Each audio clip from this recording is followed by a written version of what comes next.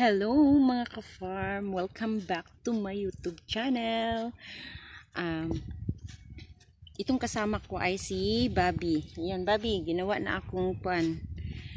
Bayan. Ngayon mga ka-farm, ako ay magkukwento-kwento tungkol sa akin. Sino nga ba ako? Ano ba talaga si farm girl? Bakit farm girl yung pinangalan ko sa aking channel? Okay mga ka-farm, ako ay lumaki sa farm, sa rice field. Lumaki ako na magsasaka yung mga magulang ko. Ano ba yan? Ano ba yan? Yan. Ay! Lumaki ako, magsasaka yung mga magulang ko. Then, mga ka-farm, siguro, ano ba yan? Ano ba yan, Bobby? Yan si Bobby, makulit. Pagka nahiwalay ako sa mga magulang ko noong nagkolehiyo ako, kasi pinag-ano ako ng mga magulang ko, ini-enroll ako kung saan-saan ang mga school sa amin, sa Agusan del Sur. Pero dahil sa yung course na ay ano sa akin ng nanay ko, ayaw ng tatay ko, ng father ko. Tapos yung ino-offer naman ng tatay ko, ayaw naman ng nanay ko. So nag-decide ako na umalis. Punta ako sa Iligan City. Yun, doon ako sa Iligan City. Nag-working student ako, mga 1.5 years siguro yun. Kasi nanibago kasi ako, iba ang buhay ng working student, lalo na kung hindi ka sanay sa yung mga trabaho na lang, ang nasanayan mo lang is yung sa pagiging magsasaka yun. Tapos nag 1.5 year, tapos umuwi ako sa amin. Tapos yung tito ko sa Davao City, taga-Agusan din siya, pero may may business siya sa Davao City. Kinuha niya ako, din nag-working ako. Ano naman yan, Bobby? Ayan. Kinuha ako, tapos nag-working ako. Siguro gigising kami ng 3 o'clock, 3 AM. Kasi karinderya yung business niya. Gising kami ng 3 o'clock, tapos magko-close kami mga 7 or 8. Ayun.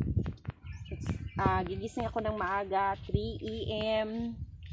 Tapos naglinis ako na yung mga ingredients para sa lulutuin. Yun. Tapos yung school ko, morning at saka afternoon. Yun. Ako. Tapos yung buhay ko doon, yung school, karinderya, bahay, yun lang yun. Tapos parang hindi ko maintindihan. Yung uncle ko parang huminto siya sa pagluluto. Tapos parang nahinto rin ako sa pag-aaral. Di malungkot. Pero nung yung may time na pinagtapos ko yung kami sa computer science. Then ano ba yan? ano nangyari dyan sa baka ko eh. Then sabi niya, tama na ang kwento. Tama na ang kwento. Ayun, mga ka-farm. Then, Bobby, nakikinig ka ba sa aking kwento? Ayan. Tapos, nahinto ako, umuwi ako, nagka-problema. Basta may mga something na ganung mga mabibigat na problema. Tapos, nag-decide yung parents ko na ipagpatuloy, kaya natapos ko yung 2 years na computer science. O na yun na computer programming, ano ba yun? Tapos nag-work hanggang yung nagtrabaho ako kung saan napunta ako sa pagiging tindera ng ukay-ukay hanggang naging ko, cashier ako ng isang cable TV sa in Agusan del Sur din. Doon ko na tagpuan yung lalaking siguro hindi siya perfecto, hindi rin ako perfecto. Nabuntis ako, pero hindi doon sa pinagtatrabahuhan ko. Pumunta ako ng Manila, may inatinan ako, nagkita kami doon. Siguro na kami, yun, nabuntis ako. Tapos that time he's not ready na magiging ama. Yun, buntis ako, tumayo talaga ako, umuwi ako sa Mindanao, tumayo ako sa sarili kong paa. Hindi naman yung sa talaga yung hindi ako talagang nanghihingi sa aking mga magulang. Kinakaya ko yung mga expenses bilang buntis na babae, pregnant na babae. Nagsumikap ako, nagtinda ako sa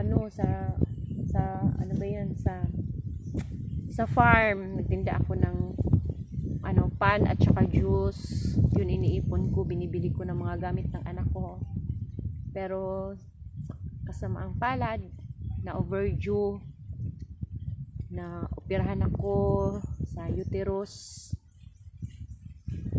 Dumaan ang buhay ko sa 50-50, yung hihintayin na lang talaga na hihintayin na lang talaga na maano na yung buhay mo. Nakala ng pamilya ko, hanggang doon na lang ako. Pero it's a miracle na tumaas yung BP ko. Kaya doon yung yung time na nilagay ako sa ICU. Siguro it's a miracle na binigyan pa ako ng second chance ni Lord. Yun. Ay, naku, naiyak na. Yan si Bobby. Kinukomport ako ni Bobby. Ayun. Naging matatag ako. Siguro nakalimutan kung bagong panganak ako. Hindi ako huminto. Nag-work ako. Nag-work hanggang may umuwi ako sa amin, nagpahinga. Kailangan ko ng pahinga kasi operated ako from uterus. Yun. Napunta ako doon sa office ng papa ko sa doon ko nakilala yung taong 12 years kong 12 years kong sinamahan. Hindi kami magkasama, pero yung nasa ako, puder niya. Siguro yun lang muna mga ka-farm. And thank you sa bye-bye niyo sa aking channel. Kung ano man yung ikwento-kwento ko sa inyo, pwede din nyo i-share din sa iba na yung may mga miracle talaga na mangyayari sa atin. Yung mga pagsubok na pinagdadaanan natin, hindi yung sa pagmamayabang, kundi isang inspirasyon na dapat sa buhay natin, kahit parang bibitiw na yung buhay mo, pero bibigyan ka ng chance ni Lord. Ayan, thank you for watching.